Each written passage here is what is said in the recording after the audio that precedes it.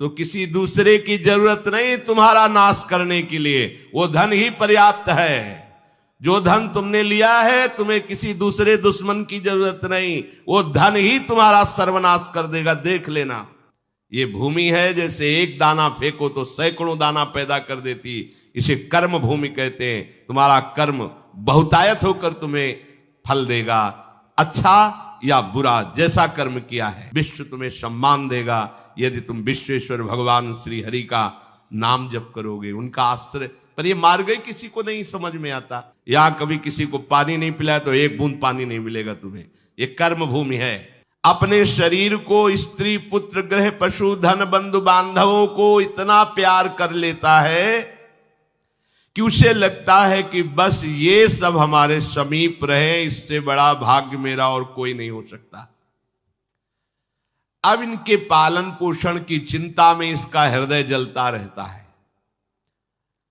दुर्वासना से दूषित हृदय होने के कारण इसके हृदय में ज्ञान नहीं होता। परिवार का पोषण करने के लिए पाप करने लगता है, मनमानी आचरण, जैसे धन आवे वैसे। ध्यान रखना, यदि आपने किसी निर्दोष को दंड विधान किया है किसी पदवी पे बैठ के, या किसी असहाय असमर्थ को अपने बल के द्वारा रौंद करके तुमने धन लिया है, या छल कपट हिंसा के द्वारा तुमने धन लिया है, तो किसी दूसरे की जरूरत नहीं तुम्हारा नाश करने के लिए, वो धन ही पर्याप्त है। जो धन तुमने लिया है तुम्हें किसी दूसरे दुश्मन की जरूरत नहीं, वो धन ही तुम्हारा सर्वनाश कर देगा, देख लेना। देख लेना, खुद अनुभव कर लेना। इसी जीवन में तुम्हें अनुभव होगा कि मैंने बहुत गलत किया है। मरते समय तक तुम्हें बोध हो जाएगा कि तुमने क्या किया है। अभी नशा है तुम्हारे दिमाग में बल का, बुद्धि का, तो देख लो कुमार्गामी प्रवृत्तियों के द्वारा धन कमा के, पर जब इसका परिणाम आएगा तो रोते नहीं बनेगा, रोने लायक भी नहीं रहोगे, आंसू भी नहीं निकल पाएंगे, आह मचेगी हृदय में। वो अपनी परिवार के पोषण के लिए इतना जलने लगता है कि तरह तरह की पाप की कमाई करके परिवार को सुखी करना चाहता है। हे माता जी, वो धन वस्तुएं कमा के लाता है और उल्टा स्त्रियों के द्वारा संभोग आदि के समय प्रदर्शित किए हुए माया में कपटपूर्ण प्रेम को वो अपना जीवन समझ लेता है। बालकों की मीठी मीठी तोतली बानी में वो इतना फंस जाता है कि दुख प्रधान कपटपूर्ण कर्म करके उनकी कामनाओं को पूर्ण करना चाहता है। दूसरे बेटे का अपहरण करके उसकी हत्या भले हो जाए पर मेरा बेटा सुखी रहे। कैसे ऐसा हो सकता है? ऐसा कैसे हो सकता है? अगर किसी को तुमने 100 आंसू गिराए हैं तो 10,000 आंसू तुम तैयार रखो, तुम्हारे 10,000 आंसू गिरेंगे। तुमने किसी को अगर एक बार भी कटुवचन बोला है तो 10 बार तुम्हें कटुवचन सहना पड़ेगा। ये भूमि है, जैसे एक दाना फेंको तो सैकड़ों दाना पैदा कर देती, इसे कर्म भूमि कहते हैं। तुम्हारा कर्म बहुतायत होकर तुम्हें फल देगा, अच्छा या बुरा, जैसा कर्म किया है। अब वो सोचता है कि धन के द्वारा हम अपने और अपने परिवार के दुख का नाश कर लेंगे। इसी में वो सुख मानने लगता है कि एन केन प्रकारेण दंभ कपट पाखंड झूठ हिंसा दुराचार व्यभिचार, कैसे भी हो धन मिलना चाहिए। अब वो भयंकर हिंसा वृत्ति के द्वारा धन संचय करता है और अपने परिवार का पोषण करता है, जिसके फलस्वरूप उसके लिए नरक निश्चित हो जाता है। जीते जी ये अमुक नरक में जाएगा। जैसे कानून है, आप हत्या करोगे तो अमुक केस लगेगा, उसका परिणाम आपको फांसी या आजीवन सजा, ऐसी पहले से निश्चित है। ये कर्म करोगे तो आपको ये नरक मिलेगा, ये कर्म करोगे इतने कल्प तक। वहां वर्ष नहीं चलते, कल्प चलते हैं। स्वयं तो उनके खाने पीने से बचे हुए जूठे अन्न को खाकर सुख पाना, बच्चे का जूठा, परिवार का अच्छा लगा, मेरा परिवार, और वैसे ही दूसरे परिवार का नाश करके हिंसा करके वो धन कमाता है। जब ऐसा कोई करता है तो बार बार प्रयत्न करने पर भी दुख हटता नहीं, दुख बढ़ता चला जाता है। लोभवश वो इतना अधीर हो जाता है कि उसे जीवन भार लगने लगे। अब क्या करूं, कैसे करूं? क्योंकि अधर्म के द्वारा कमाया हुआ धन कभी शांति प्रदान नहीं करता, सदैव दुख बढ़ाता रहता है, विपत्तियां बढ़ाता रहता है। मंद भाग्य, मंद बुद्धि वाला पूरा जीवन व्यतीत हो गया अधर्म करते हुए, अब आया बुढ़ापा, चिंता छा रही है, लंबी लंबी सांसें ले रहा है, कोई उससे बात नहीं कर रहा है। जिनका पालन पोषण किया है वही पुत्र परिवार उसको देखना भी पसंद नहीं करते। खूब खास के थूकता है बुढ़ा, घर के बाहर सब गंदगी फैलाए है। अगर कहीं साइड में कमरा है, पिछवाड़े टाइप कहीं हो तो ऐसे रखे जाते बूढ़े बाड़े, इज्जत खराब होती, सामने ही प्रवेश होते, खांस रहे बैठे हैं, कोई उनका आदर नहीं करता। जैसे किसान बूढ़े बैल की उपेक्षा कर देता है, ऐसे परिवार वाले उसकी उपेक्षा कर देते हैं। फिर भी उसे घर से वैराग्य नहीं होता, हरि की याद नहीं आती। उसने स्वयं जिनको पाला था वही उसका निरादर करते हैं, पक्का। एक बिंदौर है यमुना के किनारे, फतेहपुर जिला, उस समय भ्रमण में थे, तो एक गांव की गली से निकलना पड़ा। तो कोई ऊपर से देख रहा था, वृद्धाया, बड़ा महल जैसा मकान बना था। स्वामी जी रुकिए रुकिए रुकिए, बोलिए क्या बात? मैं बहुत दुखी हूं, ये सब मैंने कमा के मकान बनाया है, मेरे बच्चे मुझे रोज गाली देते हैं, मारते हैं, अच्छे अच्छे पदार्थों बना के पाते हैं मेरे लिए, ऐसे ही क्या करूं? बाबा जी बन जाओ। बाबा जी से पूछोगे तो क्या बोल रहे? एकमात्र उपाय भगवान की शरण में हो, अब भजन करो, चौथी अवस्था है। बोले वो तुमसे बात नहीं बनेगी, चल दिया। क्योंकि लोगों की धारणा होती कोई जंतुर दे देंगे, कोई छूछा कर देंगे, काम बन जाएगा। बहुत गिरी हुई स्थिति लोगों की होती है। वो ये नहीं समझते कि राधा राधा कृष्ण कृष्ण कहने से सब दुख दोष नष्ट हो जाएंगे। तुम्हारा परिवार क्या तुम्हें विश्व प्यार करने लगेगा। जा पर कृपा राम की हुई, ता पर कृपा करे सब कोई। विश्व तुम्हें प्यार देगा, विश्व तुम्हें सम्मान देगा, यदि तुम विश्वेश्वर भगवान श्री हरि का नाम जप करोगे, उनका आश्रय। पर ये मार्ग किसी को नहीं समझ में आता। वृद्धावस्था के कारण उसका रूप बिगड़ गया, बुद्धि कमजोर हो गई, शरीर रोगी हो गया, अग्नि मंद पड़ गई, पुरुषार्थ और भोजन दोनों कम हो गए, बस घोर चिंता। अब पता ही नहीं चल रहा, सोच निकल गई, पड़ा है उसी गंदगी में। जब वो रो रो के कहता है ऐसा, तो पीटते हैं घर वाले, हमने देखा भी, पीटते हैं, पड़े पड़े हकता है, भरपूर भोजन नहीं देते, हगेगा कौन, फेंकेगा इसका, कैसी दुर्गति हो। इसमें जो शब्द लिखा है, आस्तेव मत्योपन्यस्तम गृहपाल इवाहरन, गृहपाल कहते कुत्ते को, कुत्ते की भांति वो सबके अपमान सहता रहता है और रूखे सूखे टुकड़े खाकर जीवन निर्वाह करता है, फिर भी उसे भगवान की याद नहीं आती।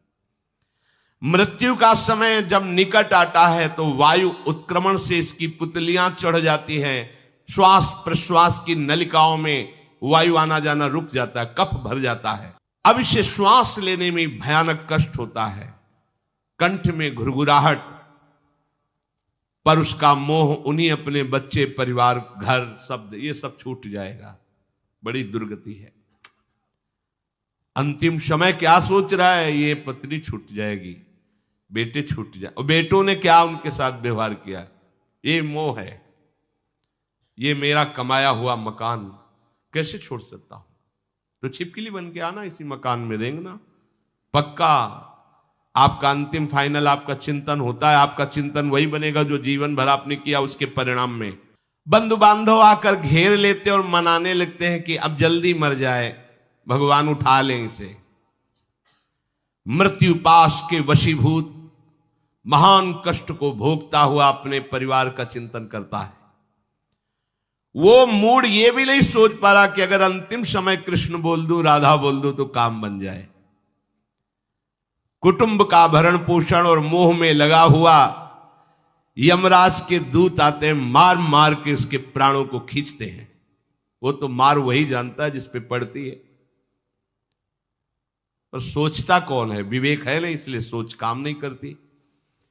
भयंकर रोष युक्त नेत्र वाले, जिनके देखने से पेशाब छूट जाए, तभी तो आप देखो मरने वाले का शौच और लघु शंका सब छूट जाती है देखने मात्र से, इतने वो भयानक है। वो देखकर भय के कारण मलमूत्र त्याग कर देता है। सा दृष्ट्वा त्रस्त हृदय स्रकन मूत्रम विमुंचति। इतना भयावह स्वरूप होता है उनकी घुड़क, और उनकी मार की टट्टी पेशाब सब छोड़ देता है। यमदूत उसे भयंकर यातना देते हुए प्राण खींचते हैं। अब ये तो वही जानता है जिसके खींचते हैं। बाहर वाले सब घेरे बैठे हैं, कोई एक बार भी नाम नहीं बोला। अगर एक बार बोल देता राधा तो भाग जाते यमदूत और वो बच जाता।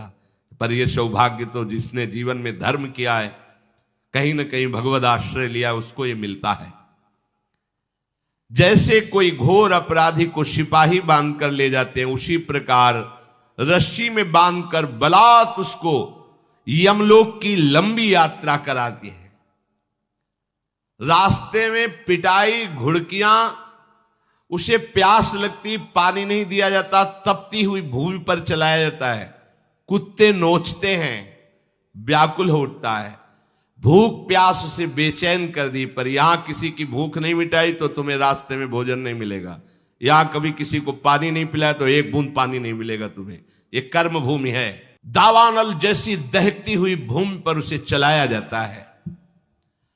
तप्त बालुका में मार्ग में जब एक पग भी आगे बढ़ने की सामर्थ्य नहीं होती, मूर्छा जाती है, मार मार के उसे चेतना में लाते हैं यमदूत, फिर घसीटते हैं। महान दुख में अंधेरे मार्ग से अत्यंत क्रूर यमदूत उसे यमपुरी को ले जाते हैं। कितना मार्ग? 99,000 योजन मृत्यु लोक से। यह ऐसे नहीं कि कोई गप लिखी हुई है, नहीं नहीं। अब जैसे तिहाड़ जेल है, अब जानते ही नहीं तो क्या जानोगे? कहां तिहाड़ जेल? जाओ देखो जाके। आजीवन कारावास, कैसे बड़े कठोर कठोर, जैसा अपराधी वैसा दंड विधान। यहां थोड़ी दया है क्योंकि हृदय है, वहां हृदय नहीं है। वहां हृदयहीन शासक तुम्हारे पीछे लगाए जाएंगे। हृदय ही नहीं है, बस एक एक कर्म का हिसाब। जो हमने पढ़ा था पहली बार तो होश उड़ गए थे। जो यहां दूसरे का मांस खाते हैं ना, कोलू में पेरे जाते हैं। कोलू जैसे गन्ना नहीं पेरा जाता, लगा दिया कोलू में पेरे जा रहे। मरना है नहीं, सोचो कितना कष्ट। फिर इसके बाद समसी से मांस नोच कर उसे खवाया जाता। होश में हो जाओ। 99,000 योजन का मृत्यु लोक से यमलोक का मार्ग है, लिखा हो 99,000 योजना नाम सहस्राणी नवतिम नवचाध्वन त्रिभिर्मुहूर्तैर्द्वाभ्याम वा नीतः प्राप्नोति यातनः। एक योजन का मतलब 4 कोश, 99,000 योजन। इतने लंबे मार्ग को 2 या 3 मुहूर्त में तय करना, दौड़ा के 2 या 3 मुहूर्त, बहुत कम समय। फिर वहां पहले से तय, इसको इस नरक में डालो, इसको इस नरक में। वहां इतना समय, थोड़ी भीड़ लगी है। जैसे अपने एक फोड़ा हुआ तो अपने इतने कष्ट समझते, अस्पताल जाओ देखो चीख लगी, किसी पैर टूटा, किसी कुछ, ऐसे ही वहां सब हिसाब हो रहा है।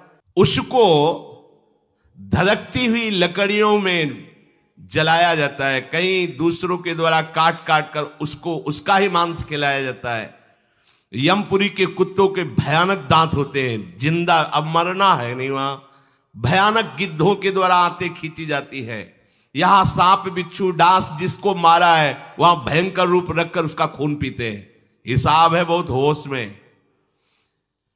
यहां तुम किसी के शरीर को काट दो तो मर जाएगा, वहां ऐसा नहीं होता। वहां बार बार काटा जाएगा, मरोगे नहीं, पीड़ा वैसे ही होगी। बड़े भयानक कष्टों को भोगता है। तामिस्त अंध तामिस्त रौरव आदि नरकों को भोगता है।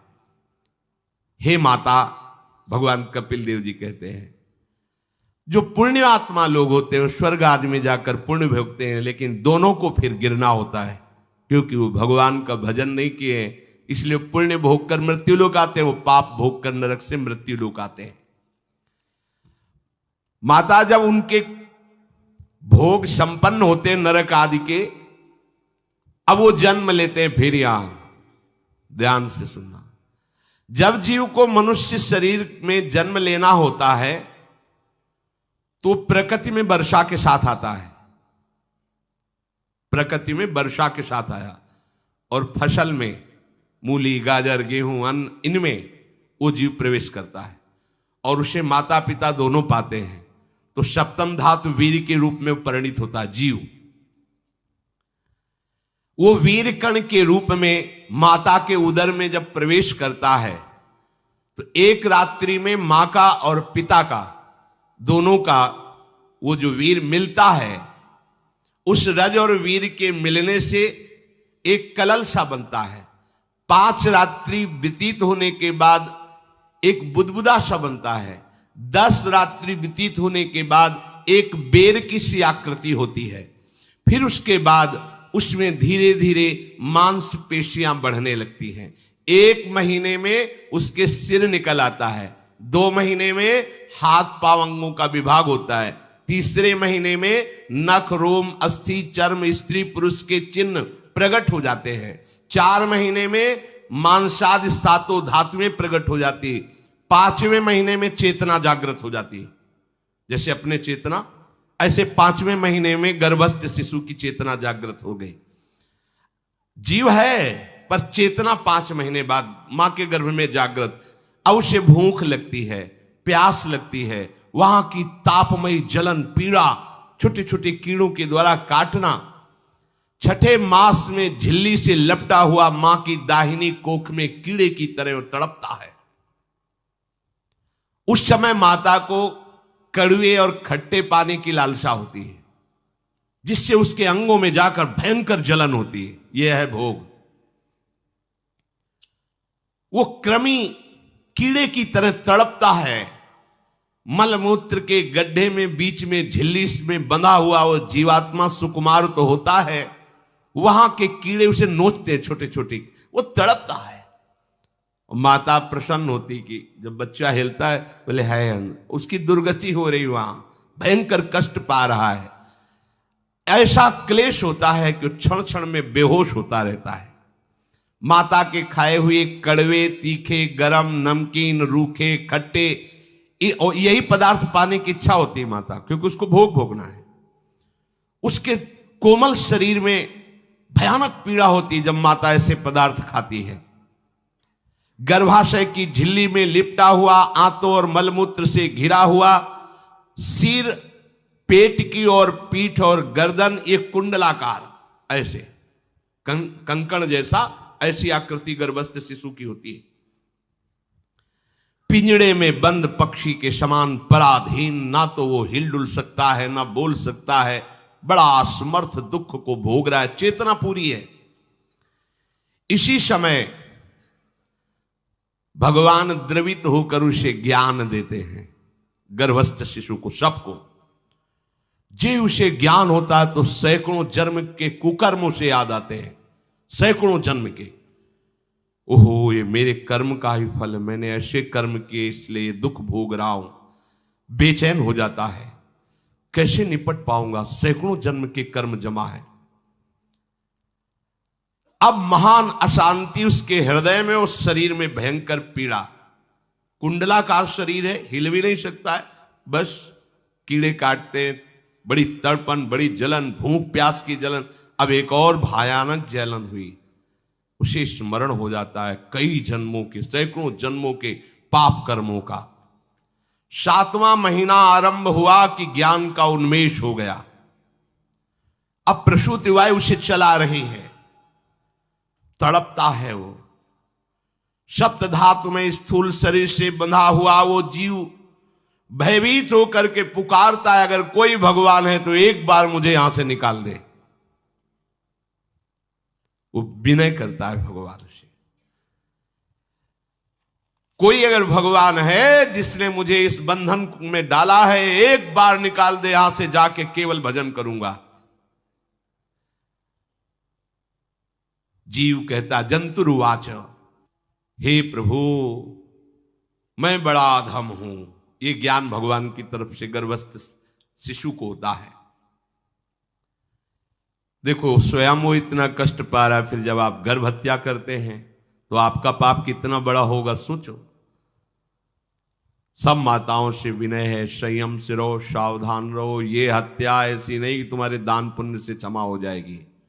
ये जो भ्रूण हत्या है, गर्भ हत्या है, बहुत बड़ा पाप है। आप लोग अज्ञान के कारण इसको ध्यान नहीं देते, इसे खिलवाड़ समझते हो। कितना ज्ञान है। बेटी ही मां है, बेटी ही बहन है, बेटी ही पत्नी बनती है, बेटी ही किसी के जीवन को धारण करने वाली बनती है। और आपने गर्भ में देख लिया बेटी है, तुम स्वयं मां होकर उसका साथ दे रहे हो, उसका नष्ट करने के लिए। हमारी तो बात ही समझ में नहीं आती, क्या बुद्धि भ्रष्ट हो गई।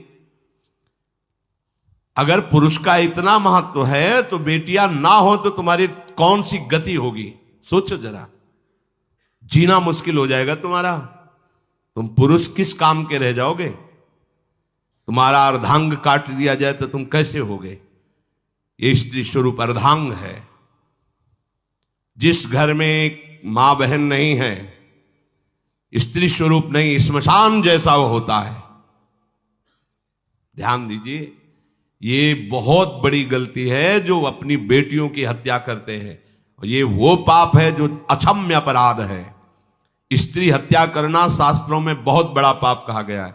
फिर वो तो बच्चा है, बिल्कुल नहीं। जिनसे हो गया है, श्रीमद् भागवत का सप्ताह मूल संस्कृत से सुनो और भगवान से प्रायश्चित प्रार्थना करो कि हे नाथ, भूल से गलती हो गई, दूसरा कोई उपाय नहीं। ध्यान से समझ लीजिए, तुम्हारे भ्रूण हत्या गर्भ हत्या के पाप को नष्ट करने में एकमात्र श्रीमद् भागवत समर्थ है, दूसरा कोई नहीं। कोई दान पुण्य तीर्थ स्नान तुम्हें क्षमा नहीं कर पाएगा। यह ऐसा महापाप है। अगर हृदय में जलन करके और मूल संस्कृत के द्वारा पूरी 7 दिन में भागवत श्रवण की जाए नियम से, तो भागवत समर्थ है, इस हत्या के पाप से भी आपको मुक्त कर देगी। जिनके ऐसे हत्या हो गई हो करवा लो, नहीं तो बुद्धि आगे भ्रष्ट करके तुम्हें हरि गुरु से विमुख कर देगा। ये पाप ऐसा नहीं कि तुम्हें 2-4 माला घुमाने से क्षमा हो जाएगा। ये महत अपराध है। सबकी समझ में नहीं आता, समझ जाओ, नहीं तो आप जहां भी हो वहीं से भ्रष्ट कर देगा। ये अपराध नष्ट नहीं होगा, श्रीमद् भागवत की कृपा से नष्ट हो जाएगा। यह हमें बहुत विश्वास है। श्रीमद् भागवत सप्ताह की यह है ही महामहिम। प्रेत योनि को प्राप्त धुंधकारी को सीधे भगवत पार्षद स्वरूप देकर परम पद में आरूढ़ कर दिया। केवल 7 दिन की मूल संस्कृत एक भी श्लोक नहीं छूटना चाहिए। अगर सप्ताहिकी का पारायण हो तो इस भ्रूण हत्या गर्भ हत्या से भी निवृत्ति मिल जाए। बड़ा महिमामय है आश्रय।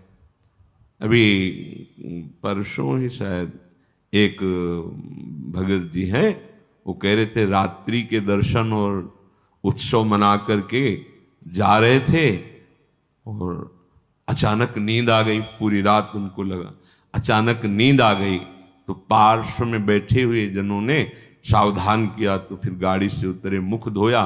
फिर ऐसा हुआ कि 15-20 मिनट सत्य कहते हैं। वो कह रहे थे हम धाम में खड़े हैं, एक शब्द भी झूठ नहीं बोल रहे, मुझे होश ही नहीं रहा और मेरी गाड़ी कैसे चलती रही।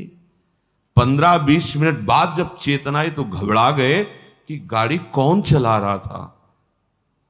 और जहां बहुत सी गाड़ियां आ जा रही, उनका निश्चित प्रभु मेरी गाड़ी बैठकर चला रहे थे। मैं एक शब्द भी झूठ नहीं बोल रहा, कोई बड़ाई की बात नहीं कर रहा। ये मेरा हृदय, कोई माने ना मान, वो कह रहे थे मेरा हृदय देख रहा था, मेरे प्रभु चला रहे हैं। उत्सव करके रात्रि का दर्शन पूरा और फिर गए तो अचानक एकदम ऐसी नींद की स्थिति। अच्छा, दिन की दिनचर्या अपनी गृहस्थों की होती है और रात में पूरा यहां जगे तो फिर सर्वतो भावेन आप प्रभु के प्रति समर्पित है।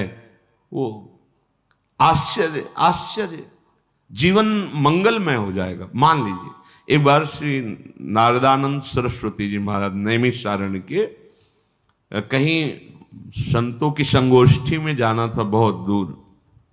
बहुत विद्वान वेदांतदर्शी ब्रह्मबोध संपन्न महापुरुष थे नारदानंद सरस्वती जी महाराज। रास्ते में गाड़ी खराब हो गई, जहां कई किलोमीटरों तक कोई नगर नहीं, कोई। अब वहां संतों की सभा में पहुंचना था, कैसे? तो दंडी सन्यासी थे, तो उनका देखो ये बात किसी से कहना नहीं, ऐसे रखा दंड नारायण को और कहा स्टार्ट करो। स्टार्ट हो गई गाड़ी। जब लक्ष्य में पहुंची दंड नारायण को हटा लिया। कोई दुर्लभ नहीं है।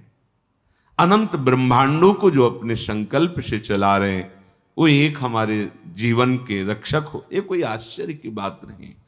शरणागत के लिए कोई आश्चर्य नहीं है। वो देहातीत स्थिति एक क्षण में प्रदान कर सकते हैं, हमें कल्पों लग सकते हैं। इसीलिए यहां कहा नमो नित्यम वृंदावन तरुलताभ्या करुणया। वृंदावन की लता खगमृग पशु पंछी, वृंदावन के रसिक जन, वृंदावन वासी जन, ये सब करुणामयी लाडली की करुणा स्वरूप है। ये हम पर दया करें। किरंतिभ्या, इनकी कीर्ति का गान करें, इनके दर्शन करें, स्पर्श करें, इनकी बातें सुने और स्मरण करें तो विभांतिभ्या पावे प्रकृति रस सारात्म महसा। प्रकृति रस से परे जो सार तत्व है, परम रस प्रेम, वो तुम्हारे हृदय, और प्रेम ही देहातीत स्थिति प्रदान करता है। चाहे आत्मरति बोलो या प्रिया प्रीतम की रति माने प्रेम, या आत्म प्रेम, तो इतना गाढ़ अवस्था की अवधूत स्थिति शरीर की शुद्ध ही नहीं है। प्रेम प्रियालाल के प्रकट रूप में इतना प्रेम, शरीर शुद्ध ही नहीं है। शरीर शुद्ध छूटना कोई कठिन बात नहीं है। एक उदाहरण में पूज्य भाई जी ने लिखा कि एक कोई वंदना कर रहे थे, तो उनका नियम होता है कि जिस समय उनका समय हुआ वो अपनी वंदना करते हैं अपने ईश्वर की। तो रुमाल बिछाई और वंदना कर रहे थे। तो कोई नवयुवती किसी अपने प्रीतम से मिलने के लिए जा रही थी, जहां नियत स्थान था। वो उसके ध्यान में भाव में भरी उसको लांग के चली गई। वो रास्ते में ही कर रहे थे। अब वो वंदना करके देखा कि वही स्त्री कुछ क्षण बाद लौट के आ रही।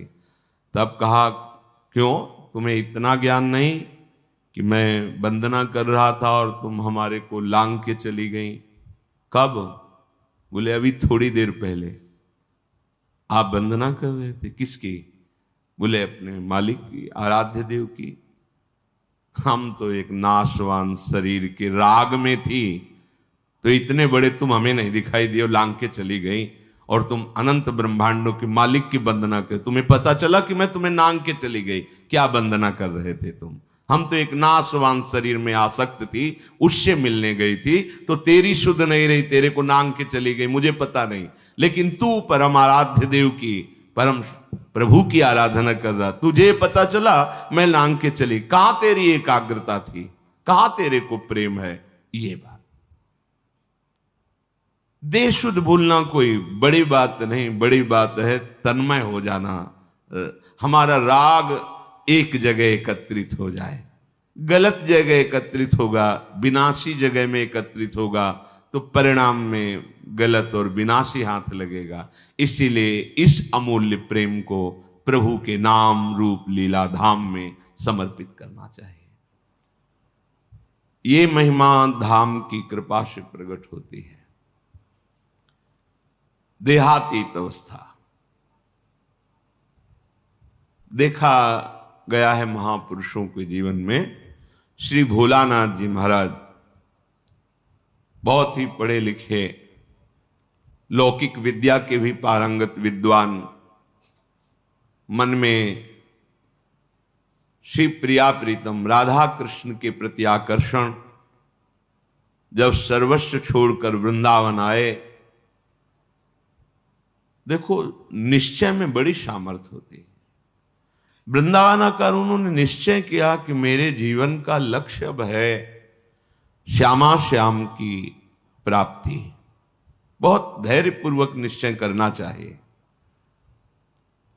उपासकों से जब एकांतिक वार्ता होती है किसी किसी उपासक से, तो जब वो प्राकृतिक आकर्षण में दुखी दिखाई देता है, तब लगता है कि कृपा के प्रवाह में परमार्थ में तो आ गया है, पर इसका निश्चय नहीं है। क्योंकि निश्चय ना होने के कारण भोगाकर्षण में वो जलता है और चाह करता है भोगों की। तो उसको लगता है कि ये लोग बड़े भाग्यवान हैं जिनके पास जिन भोगों की मैं चाह कर रहा हूं उन भोगों को भोग रहे हैं। ये बड़ी ही निंदनीय बात हृदय में बैठती है। बड़ा जीवन जलनमय हो जाता है, क्योंकि परमार्थ का निश्चय नहीं, पथिक परमार्थ का, और भोगों के प्रति महत्व बुद्धि, सुख बुद्धि।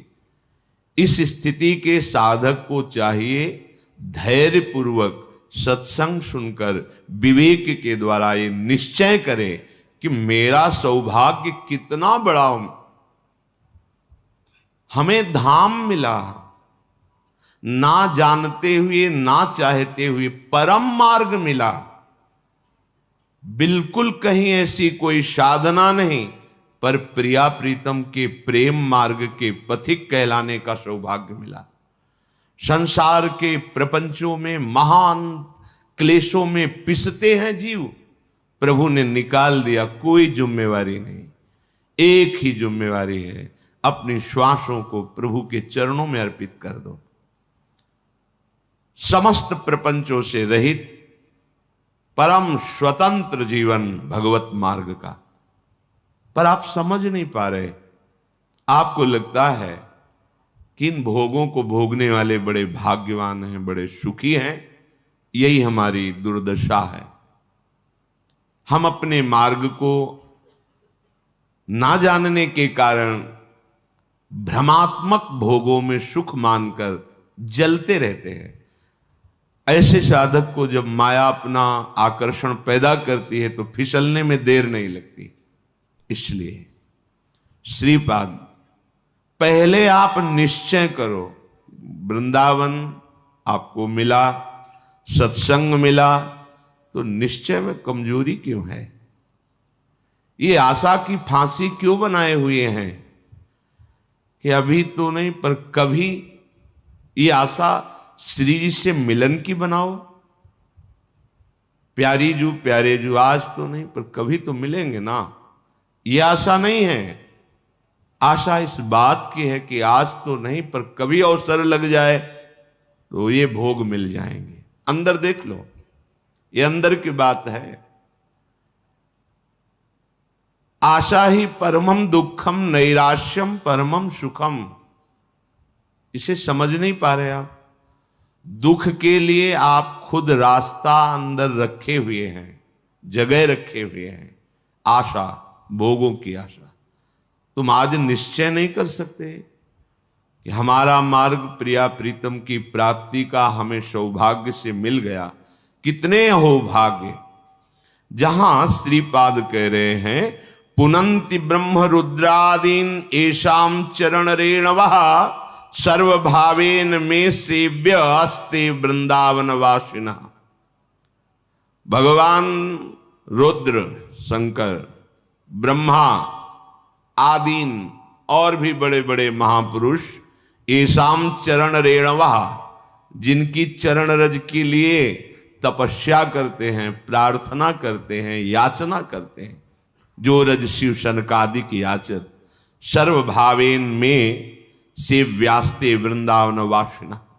हमें सौभाग्य मिला कि सर्वतो भावेन ना चाहते हुए भी हम रज में वास कर रहे हैं। कहां ऐसी चाह थी अखंड वृंदावन वासी बने? कहां चाह थी श्यामा श्याम के अनन्य उपासी बने? कृपा रूपी अनुग्रह रूपी वायु ने मुझे पहुंचा दिया। किस रज में रह रहे हैं? कह रहे पुनंति ब्रह्म रुद्रादीन एशाम चरण रेणवः। जो भगवान ब्रह्मा, भगवान महादेव, शनकादि को भी पावन करने की सामर्थ्य। पुनंति, पुनंति ब्रह्म रुद्रादीन, बड़े बड़े मां, वो हमें, हम जैसे अज्ञानी को, अनाधिकारी को, जहां भोगों की चाह है, ऐसी चाह ही नहीं है, वहां मुझे श्रीधाम वृंदावन वास मिला, रज सेवन करने का सौभाग्य मिला। हम प्यारी जू के हैं ऐसी ठसक से कहने का सौभाग्य मिला। फिर हमारे निश्चय में क्यों कमी है? हमारा निश्चय दृढ़ होना चाहिए। भोलानाथ जी ने निश्चय किया कि बस अब प्रिया प्रीतम की प्राप्ति करनी है। निश्चय में बड़ी जल्दी स्थिति आती है। ये जो हमारे अंदर भागवतिक आनंद का प्रादुर्भाव नहीं हो रहा, इसमें निश्चय की कमी है।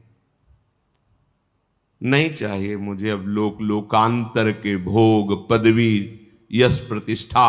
अब मुझे प्रिया प्रीतम चाहिए। अब छक के भजन करना है, रात दिन भजन करना। ऐसा निश्चय करो। देखो इस निश्चय में कितनी पवित्रता है, कितना बल है, कितनी दिव्यता है। भोलानाथ जी की दिनचर्या बन गई। चतुराशी जी का गान, चतुराशी जी का मनन, प्रिया प्रीतम के मंत्र नाम का रटन। धीरे धीरे इतनी उदासीनता बनी, किसी से मिलना जुलना, किसी के घर भिक्षा के लिए जाना, ये सब बंद कर दिया। बस यमुना जी के किनारे श्रीमद चतुराशी जी का गायन, मंत्र का जप, प्यारे जू के ध्यान में। शाम के सेवा कुंज दर्शन करने जाते, बंदरों को जो चना डाला जाता है उसकी जो ठुड्डियां पड़ी होती, अर्थात जो बंदर भी नहीं खाते थे, बहुतायत चना, वो उठा लिए मुट्ठी दो मुट्ठी और यमुना किनारे बैठकर उनको चबा लिया। रात दिन भजन। ऐसी स्थिति कि अब तो रहा नहीं गया, चिल्ला चिल्ला के रोते, हा स्वामिनी, हा लाडली। प्रेम की पीर उनके हृदय की वाणी जी में लिखी हुई। हा लाडली, हा प्रियाजू। ब्रजवासी जन सुनते तो प्रार्थना करते प्रियाजू से कि अगर हमारे कोई सुकृत है तो लाडली आप प्रसन्न हो जाओ, बाबा को दर्शन दे दो। इतनी विकलता, इतना रुदन। दिन राधा वल्लभ जी के श्रीअंग के दर्शन करने गए, भाव में भरे निहार रहे थे। होली उत्सव चल रहा था। प्रियाजू के पार्षद बड़ी बड़ी पिचकारियों से रंग डाल रहे थे। अहोभाग्य होता है जिनके ऊपर रंग पड़ता है। संसार का रंग तो पड़ ही रहा है। अहोभाग्य उनके जिनके सामने प्रभु विराजमान है और फिर उनके पार्षद जन उन्हीं कर कमलों से जिनसे श्रीअंग सेवा करते हैं वो रंग डालते हैं, गुलाल डालते हैं। समीप ही थे, भर की पिचकारी मारी लीला श्री जी की, उनके कान में सीधे गई, पर्दा फट गया, रंग युक्त जल अंदर। जो श्रीपाद कह रहे, जीवन ने वो मृत प्रायो, देहादौ निरहम ममा।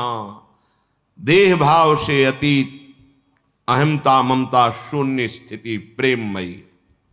अब वो जल पीड़ा देता है, पक जाता है, फिर उसमें कीड़े पड़ जाते हैं। कोई किसी से नहीं कहना। सेवा कुंज दर्शन करने गए तो ऐसे कीड़े, जो लोगों ने देखा तो उनका, अरे बाबा तुम्हें तो बड़ा कष्ट है। कुछ नहीं, श्री जी की लीला है ऐसा। नहीं, उस समय मथुरा जाना पड़ेगा। बहुत जब प्रार्थना, राजी हो गए। ये भी श्री जी की लीला। रोग रूप से प्रभु आए हैं तो औषधि रूप से उनकी पूजा हो, ले गए। मतलब डॉक्टरों ने देखा, कहा इनका तो बड़ा ऑपरेशन होगा क्योंकि सड़न हो गई बहुत दिन से। उनके पास जो निज जन सेवा में बनकर गए थे, उन्होंने कहा आपके कान का ऑपरेशन होगा, आपको बेहोश करना पड़ेगा, ये ऐसे नहीं होगा। तो उनका नहीं, आप 30 मिनट पहले बता दीजिए आके, बेहोश की जरूरत। बोले बहुत कष्ट हो उसमें बेहोश कर, बोले आप बता दीजिए। तो लोगों ने डॉक्टरों से कहा कि स्थिति प्रज्ञ महापुरुष हैं, स्थिति प्राप्त महापुरुष हैं, ये जैसा कहते हैं वैसा ही करो। वो आए, उन्होंने कहा कि अब 30 मिनट बाद ऑपरेशन होगा। श्री हरिवंश, राधा राधा। गए, वो डॉक्टर आए ऐसे कि ऑपरेशन के कुछ देर बाद बाबा श्री हरिवंश, जैसे सो के उठे, श्री हरिवंश, राधा राधा राधा। तो हो गया ऑपरेशन। अच्छा, उठे, चल। आश्चर्यचकित सब नर्स डॉक्टर, क्या है ये? शरीर का ऑपरेशन हो रहा है, आप श्री जी की सेवा में हैं, भाव देह से क्या फर्क पड़ता है? ये स्थिति। नमो नित्यम वृंदावन तरुलताभ्यः करुणया कीरंतिभ्या सर्वान पिच पुरुषार्थान सकृदपि विलोकात। यहां देखना भजन है, विलोकात, यहां की लताओं का दर्शन। यहां आप आए हैं, आपको पता नहीं कि ऐसे महापुरुष का स्पर्श हो जाएगा, सारे दुष्कृत आपके नष्ट हो जाएंगे। आप भीड़ में चल रहे हैं, कौन किस कोटि का भजनानंदी है ये बाहर से थोड़ी दिखाई देता है। ये प्रेमियों का देश है वृंदावन। पता नहीं किस पर दृष्टि पड़े, कितनी ऊंची स्थिति का वो प्रेमी महात्मा गृहस्थ भेष में दिखाई दे रहा है, पागल भेष में दिखाई दे रहा है, या विरक्त भेष में दिखाई दे रहा है, कोई आपको आकर्षण नहीं लग रहा, और प्रिया प्रीतम की बहुत ऊंची प्रेम स्थिति में है। इनके दर्शन का, इनके स्पर्श का, इनके सानिध्य का देवर्षि नारद जी कह रहे अमोघस्य। भाई जी ने कहा जैसे आप सो रहे हैं और सूर्य उदय हो गया है तो अंधकार नष्ट हो गया है, पर आपको पता तब चलेगा जब नेत्र खुलेंगे। ऐसे ही महापुरुष का संग हो गया, अब आपका तो कल्याण निश्चित है, पर आपको पता तब चलेगा जब आपके अंदर वो कल्याण स्थिति जागृत हो जाएगी। बिलोकात, वृंदावन को देखना ये प्रेम प्रदान करने वाला है। कहां से आ रहे वृंदावन का दर्शन करके? ये भावना मत लाओ यहां बड़ी बिल्डिंगें हैं, ये सब भौतिक बातें माने। धाम नाम रूप लीला चिदानंद है, ये है। गिरिराज जी वही है ना, रजरानी वही है, बहुत कुछ यहां सब चिदानंद है। अपने भाव दूषित है इसलिए पकड़ नहीं पा रहे। विलोकात, दर्शन करो वृंदावन का। देहातीत स्थिति कैसे प्राप्त होगी? बिलोकात, संस्पर्शात, यहां की लताओं का स्पर्श, रजरानी का स्पर्श, स्वाभाविक वायु बड़े बड़े महापुरुषों का, यमुना रसरानी का, बिहारी बिहारिंजू का स्पर्श करके आपके शरीर को स्पर्श कर रहे हैं। बड़े बड़े तीर्थों के अवगाहन से जो बात नहीं बनेगी वो यहां की वायु हवा बना देगी। ये वृंदावन की वायु है। स्पर्शात, यहां की रज, यहां की लताएं, यहां के खगमृग पशु पंछी, यहां के रसिक जन, स्पर्श हो ही जाएगा, बाह्य और आंतरिक दोनों हो जाएगा। कथनाच, वृंदावन का नाम, वृंदावन की जय घोष, वृंदावन धाम की प्रिया प्रीतम का नाम, उनकी जय घोष यहां स्वाभाविक होती रहती है। जय जय श्री राधे, वृंदावन धाम की जय। बार बार यहां तुम्हें चलत फिरत सुनियत है श्री राधा वल्लभ लाल। ऐसे वृंदा विपिन में बसत रहो शब काल। यहां चलते फिरते बिल्कुल आप एक भी नाम न जप करें तो भी यहां भजन होने लगेगा। यहां का प्रभाव है। यहां फिरे स्वार्थ आपने भजन गए फिरे बाह। भजन आपको पकड़ लेगा, आपको भजन पकड़ लेगा। भजन गए फिरे बाह। कथनाच श्रवणाच, वृंदावन की महिमा सुनना, वृंदावन की महिमा कहना, और स्मरण, तो स्मरण करना। कई बार सत्संग में कहा है, जैसे आप यहां आए हैं एक दो दिन के लिए तो अपने मानस कैमरा को बहुत संभाल के रखिए। यमुना रस रानी की शोभा भरिए, बिहारी जी के श्री अंगों को, राधा वल्लभ लाल, राधा रमण जी के श्री अंगों को एकाग्रता पूर्वक देखिए। बैठा लिए अपने मानस कैमरा पे वो छवि, वो शोभा, वो झांकी। आप एक एक चीज वृंदावन की भर के ले जाइए हृदय में, और फिर कुछ मिनट एकांत बैठकर दर्शन कीजिए। धीरे से पहुंचिए एकाग्रता पूर्वक। अब बिहारी जी के गेट में गए, डेहरी में प्रणाम किया, अब आंगन में पहुंचे, बिहारी जी को दर्शन कर रहे हैं। आह कैसे बिहारी। अब राधा वल्लभ जी पहुंचे, अब राधा रमण जी पहुंचे, सेवा कुंज गए, निधिवन राज गए, अब परिक्रमा दे रहे हैं, अब यमुना रस रानी का आचमन कर रहे हैं, अवगाहन कर। वृंदावन को चिंतवन यह दीप उर्बार, कोटि जन्म के अघतमह काट करे उज, करोड़ों जन्मों के पाप नष्ट हो जाएंगे। कुछ लेना देना नहीं, अपने अंदर ये चिंतन भर लिया और एकांत में चिंतन कर रहे हैं, आपका शरीर कहीं छूटे, आप वृंदावन ही आएंगे, आप प्यारे जू को ही प्राप्त होंगे। स्मरण तो स्मरण करना। विभांतिभ्या पावे प्रकृति रस सारात्म महशः, प्रकृति से परे रस का सार जो महाप्रेम रूप श्रीधाम वृंदावन है, ये आपको निश्चित प्राप्त हो जाएगा यदि विलोकात संस्पर्शात श्रवणात् कथनाच स्मरण तो। श्रीपाद देहातीत स्थिति प्राप्त करने का साधन बता रहे हैं। नमो नित्यम वृंदावन तरुलताभ्याम, प्रणाम करो वृंदावन को और उल्लसित हो, ओहो वृंदावन आया हूं, कितने अहो भाग्य, वृंदावन वासियों की चरण रज में प्रणाम करो।